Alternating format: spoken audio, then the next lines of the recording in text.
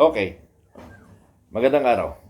Sa ngayon, maganda yung nababasa ko sa reaction ng Armed Forces of the Philippines. Colonel Fadillas, salamat. Nagising kayo. Nagising kayo sa katotohanan, AFP. Ano? Huwag kayo makikialam kasi. Halatang-halata kayo eh. Sabi ko nga sa inyo, manahimik na lang kayo para hindi malagdagan ang kasalanan nyo sa taong bayan. Ganun na lang. Huwag nyo sirain ang imahe ng Armed Forces. Hindi sa inyo ang Armed Forces. Nagkataon lang na active kayo. But you are temporarily there. Ha? Temporary lang kayo dyan. Katulad namin. Dito, retired na kami. Iniwan namin na maayos ang AFP nang hindi na sasangkot sa mga ganong controversial. Ngayon, nasangkot kayo eh. So, sir, I'm sorry, General Browner, sir. I'm sorry. In your time, nasira ang AFP dahil hindi mo na-control ang reaction ng nasa loob ng armed forces. Remember, you are a organization that know by the world that military is most disciplined among the organization in the world, armed forces. Pag sinabi armed forces, hindi lang AFP, kung hindi other armed forces ng ibang bansa. We are disciplined. You are disciplined kasi retired na kami. So, ganun sana ang reaction natin. Remain neutral. Nasa gitna lagi kayo. Para hindi kayo mabatikos.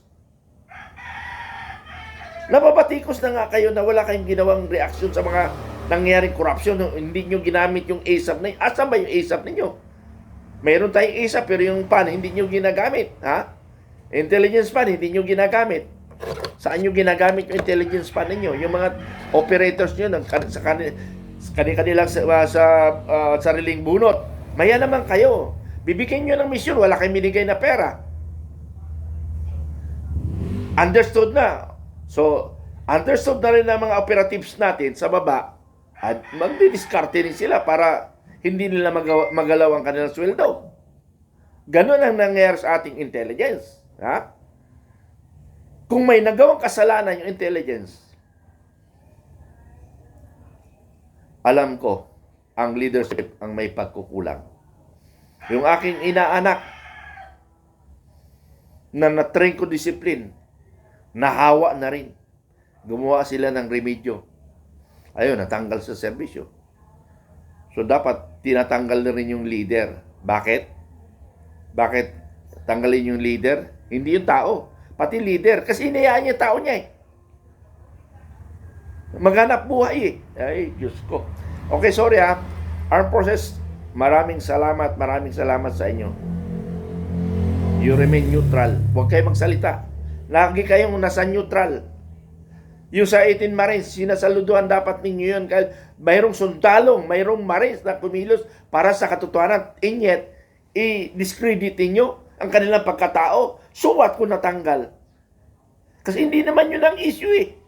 Ang issue, malita-malitang ibinibigay, deliver. Doon kayo mag-focus or mag-silent na lang kayo. Hayaan nyo yung investigating body ng gobyerno. O kaya hayaan nyo yung isap niyo, pagalawin nyo. Magbibigay ko ng information. Alam mo, ISAP, Intelligence AFP, ibigay nyo doon sa NBI, ibigay nyo doon sa Ombudsman. Ito yung information. Ito yung background ng mga sundalo. Ito rin yung katotohanan. Huwag nyo na i-media kasi nasisira nga kayo eh. Sira na kayo, dadagdagan nyo pa. Ay, Diyos ko, salamat, Colonel Padilla. At narinig ko yung magandang mensahe mo. Salamat, Colonel Padilla. And salamat, General Brown, sir. You're welcome to the United People's Initiative. Thank you. Okay, gusto ko lang magbigay ng opinion patungkol sa nangyari sa Northern Luzon Expressway sa NLEX, na kung saan ay nagkaroon ng konting hindi pagkakaintindihan dahil puro siga sila lahat. Yung isa siga ng Bulacan. Yun talagang pinuno ng Bulacan. Yung isa naman anak ng pinuno ng Pilipinas. So, lumalabas doon na puro sila siga. Kasi nga, anak sila ng mga, sila yung mga anak ng alas at saka isang alas, ano. So, normally, jurisdiction ng gobernador ang ere niya. So, powerful siya kasi ere niya nga, di ba? Ito namang anak, powerful din kasi anak siya ng powerful ng Pilipinas. Pero pag tinitingnan mo, may kanya-kanyang area. Ito, usapin ano. Ikaw barangay commander, ikaw ang barangay, ikaw yung siga sa barangay mo. Ikaw municipal, ikaw siga sa munisipyo mo. So, the whole barangay. Ikaw provincial governor, ikaw siga sa buong bayan ng Pilipinas at barangay. Ikaw naman presidente, ikaw siga sa buong Pilipinas. Ano? So, pero may jurisdiction, ano? Kung i-connect natin sa police at or military, siyempre superior mo yun sa taas, ano? Pero iba ang politika. May politika nga magkaaway, di ba? Hindi nagrespetuhan. Kasi nga, politika partido. So, ang mali doon, silang dalawang mali. Yung anak ni Marcos, Pangulong Marcos, at saka si Daniel Fernando, yung Bold King, sabi nila, ano, na isang gobernador. So, wag na natin pag-usapan yung Bold King. Gobernador siya, respetado siya eh. Binoto ng taga Bulacan, di ba? So, kagalang-galang siya. Eh, yung anak ng Pangulong Marcos, hindi yan kagalang-galang kasi anak lang siya. Ano ba posisyon nga pala nun? Hindi ko alam. Sorry kasi ang alam ko may gobernador. No? So, anyway, kung sino man yun. Para sila may sala. Hindi ko makuha ang kwento, hindi ko matandaan. Halimbawa lang parang kumboy ni Governor Fernando, kumboy. Ngayon, na-overtikan sila ng anak ng Pangulo, overtikan, o nasingitan. So normally, yung kumboy ni Governor, haharang kasi nga, baka isipin nila kalaban. Baka mapatay si Gobernador. So, nag-unahan. The same with thinking dito sa mga kumboy ni Marcos ay maisa yung anak. Kasi responsibility nila eh. So, lahat sila nagsiguraduhan. Doon lumabas yung mga kayabangan nilang parehas.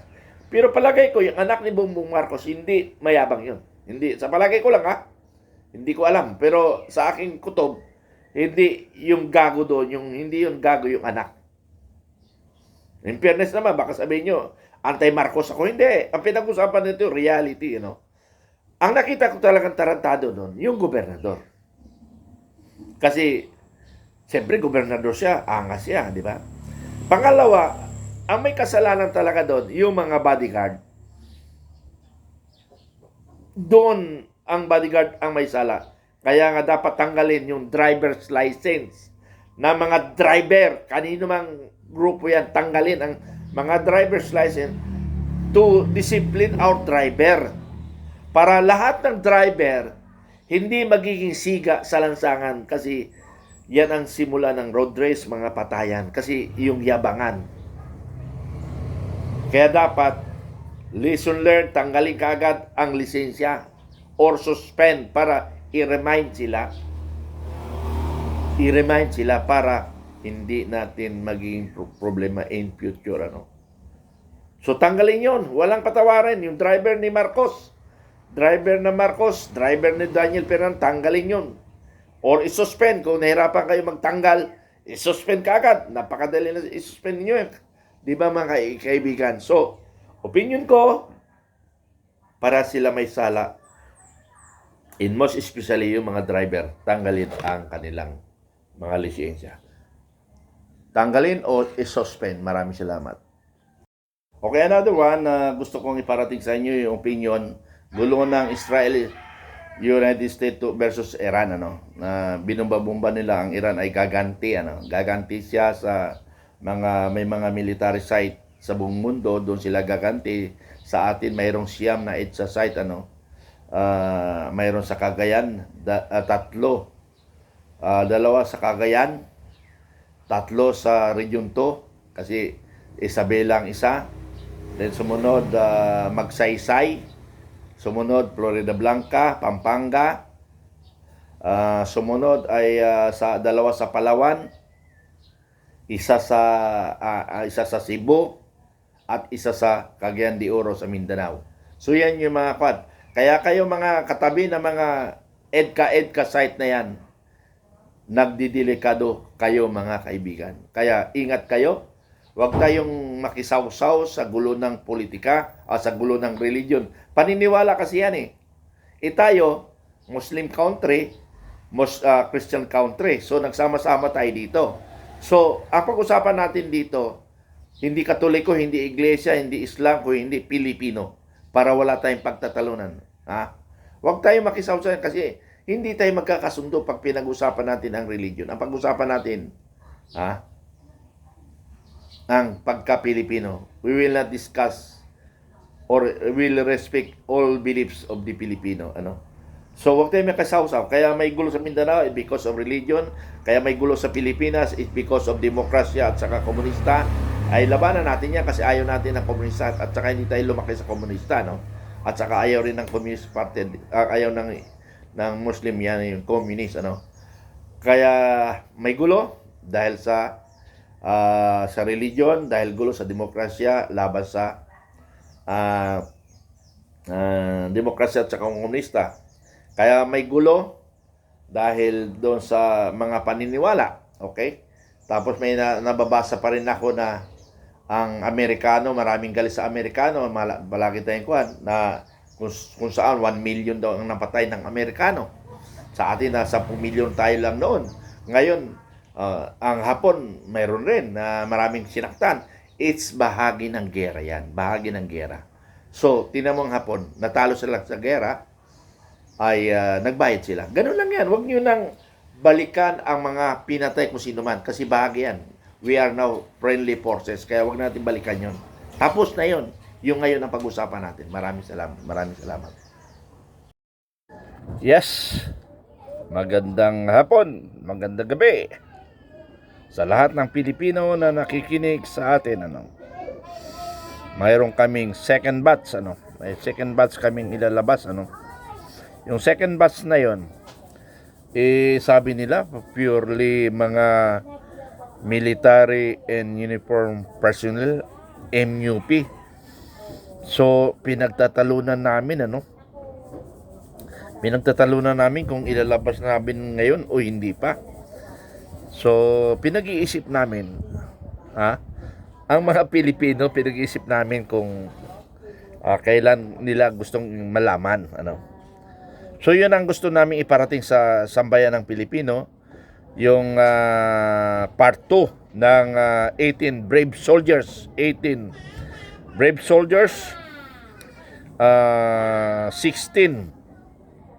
Philippine Marines and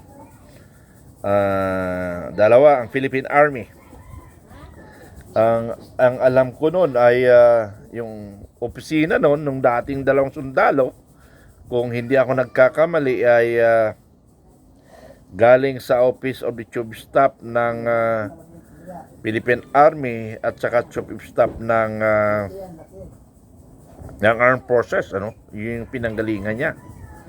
So, malalaman nyo na lang pag in-interview nyo.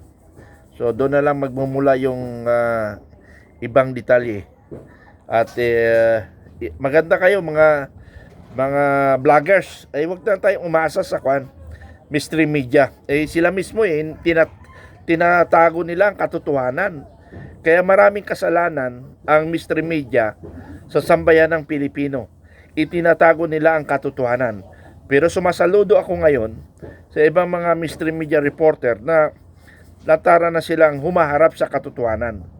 Pero nung una talaga, ang nakita ko lang doon nung unang labas nila, nung part 1 is parang isa lang doon yung Net 25, Bakit natatakot sila? O kaya kasama sila sa malita-malita? So, that's my opinion, mga kaibigan. That's my opinion, Kaya ingat-ingat. Part 2. Medyo sensitibo na ito. Kaya nga sabi ko, yung mga na-involved ay may pagkakataon pa kayo. Ano yung pagkakataon na yun? Bahala na kayo. So yun lang, maraming salamat. Maraming salamat na yung parto ay magandang lalabas ito. Dahil siguro maaring lahat nun ay kilala ko. Kasama ko dati siguro. So, wag naman magiging totoo. Salamat. Hello. Magandang araw at magandang gabi sa sumusubaybay sa aking mga pinopost ng Makabayan in Informative Channel. Tunay na makabayan. Hindi makabayad ng tulad ng mga komunista.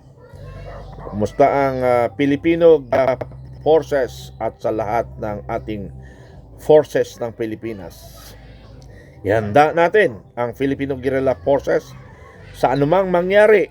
I-activate natin ngayon ang ating grupo na kung saan ay nasimulan natin kung tayo ay nagmamahal sa bayan. Activate the Filipino Guerrilla Forces sa nangyari sa ating mundo na kung saan ay baka sakali, huwag sanang baka sakali, dapat tayo mga kaibigan ay maging alerto sa anumang mangyaring development sa ibang bansa at lalong-lalo na dito sa Pilipinas na mayroon tayong 9 EDCA site na kung saan ay pwede nilang anytime i-target para pag-retaliate sa ginawa ng Israel at US dahil may US bases tayo dito o US EDCA site. Ibig sabihin ng bases at EDCA site maliit lang, hindi tulad nun na malaki So maganda tayo sa mangyayari sa ating bansa. Anytime from now maghanda tayo, mag-isip na tayo kung ano ang gagawin natin sa mga bawat sarili natin, paano natin protektahan ang ating pamilya.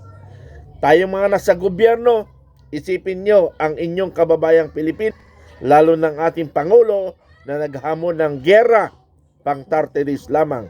Tama, pang 30 days lang kasi pag hinulugan tayo dito ng araw, lubog na tayo. So, handa tayo, Filipino Guerrilla Forces. Humanda tayo sa gulo ng nangyayari sa mundo. Handa rin tayo dito sa gulo ng Pilipinas na kung saan ay ubos na ang kaban ng bayan natin. So, mayroong 18 brave marine soldiers o 18 soldiers ay handang mamatay para lang magsabi ng katotohanan. Ang panawagan ko sa lahat ng nagmamahal sa bayan, handa tayong mamatay para sa kapakanan ng ating apo. Ang pinaglalaban natin ngayon, kapakanan ng ating apo, mga kaibigan. Alam ko, maraming matatapang sa atin. Pero ang tapang natin ay ginagamit lang natin ng personal. Dapat ang tapang natin ay gamitin para sa ating bayan at para sa ating mga apo. Kung mahal ninyo ang bayan nyo, mahalin nyo rin ang inyong apo. Dahil sila ang makikinabang or sila ang mapiperwisyo kung hindi tayo kikilos. Napakaswerte natin na mayroon tayong Pangulo ng bansang ito na adik at isang magnanakaw na tayo ay pinabayaan. Hinayaan tayo. Kaya maswerte tayo dahil sa kanyang kabubuhan ba o katangahan. Dito maglitawan ang galit ng Pilipino para mabago ang sistema. Mababago natin ang sistema. Ayaw ko ng eleksyon by 2028. Walang mangyayari, mga kaibigan, mga kasama. Kung hinihintay lang natin ang eleksyon para lang tayo maposisyon, ang 2028 ay hindi pagbabago. Kung hindi, it's either malugmok tayo pa sa kapamakan or maaring kunting uunlad. Kunti, Hindi ko sabing uunlad. Maaring kukunti na uunlad tayo. Doon lang tayo mapupunta, mga kaibigan. Kaya gusto ko, before 2028, kilos tayo. Panahon na natin na ilabas ang galit. Dahil itong korupsyon, hindi ito mahinto kahit sino pa ang magiging Pangulo ng Pilipinas. Hindi yan mahinto kung hindi pagbabago na dapat bawiin natin ang kapangyarihan ibinigay natin sa ating Pangulo. Tayo nagluklok, tayo lang may karapatang tanggalin siya. Hindi politika ang pinag-uusapan natin, mga kababayan, kung hindi ang bayan at apo natin. Kayo mga trolls, maawa kayo sa apo ninyo. Ang pinag-uusapan dito, apo natin at ang ating bayan. Hindi politika, ayaw ko ng politika, magulo. And that is the cause of corruption, politics. Tayong Pilipino, nag-away-away. It because of politics.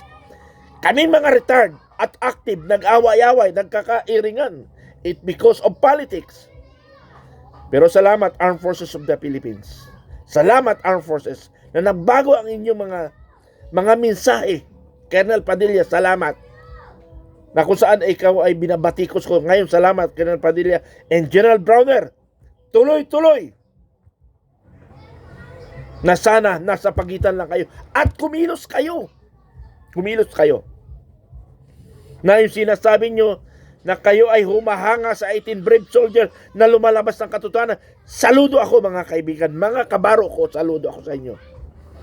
Mahal nyo ang ating bayan. At lalong mahal ninyo ang ating mga apo. Maraming salamat. Maraming salamat. Huwag tayo magpadala sa politika. Dapat ang isipin, bayan muna at apo muna. Salamat.